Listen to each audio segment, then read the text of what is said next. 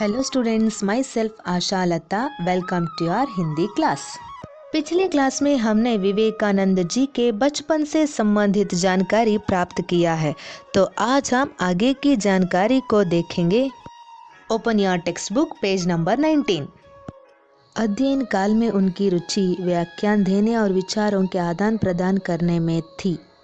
इसी कारण उन्होंने अपने कॉलेज में एक व्याख्यान समिति बनाई थी और कई प्रतियोगिताओं का आयोजन भी किया था। पाश्चात्य विज्ञान तथा दर्शन का भी उन्होंने अध्ययन किया था। किशोर अवस्था से ही नरेंद्र दार्शनिक एवं धार्मिक विचारों में तल्लीन रहते थे।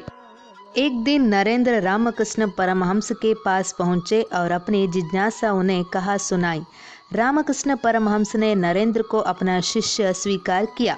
स्टडीज करते समय विवेकानंद जी की इंटरेस्ट या हॉबीज व्याख्यान देने यानी कि भाषण करने में और विचारों के आदान प्रदान करने में यानी कि चर्चा में थी।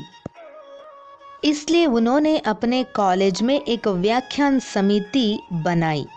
जिस प्रकार स्कूल में इंटरेक्ट क्लब या इको क्लब जैसे बहुत सारे क्लब को हम देख सकते हैं, उसी प्रकार विवेकानंद जी के द्वारा बनाई गई समिति है व्याख्यान समिति।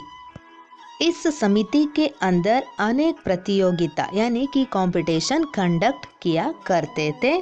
अपनी अध्ययन काल में विवेकानंद जी वेस्टर्न कल्चर या वहाँ के साइंटिफिक फील्ड से संबंधित बहुत सारे स्टडीज भी किया करते थे। किशोर अवस्था में विवेकानंद भारत के दार्शनिक और धार्मिक विचारों में मग्न रहते थे।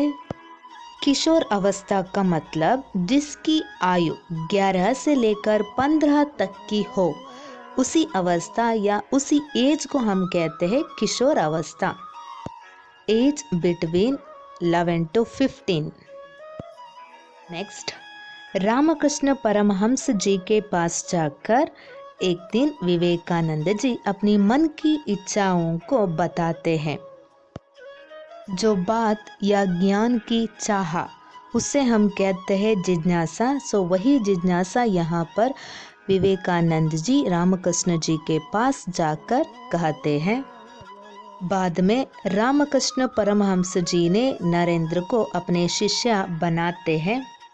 शब्दार्थ, व्याख्यान, भाषण, जिज्ञासा, जानने की इच्छा, अन्यलिंग रूप, शिष्य, पुल्लिंग, शिष्या, स्त्रीलिंग। यस, आगे की जानकारी हम देखेंगे नेक्स्ट वीडियो में। Thank you.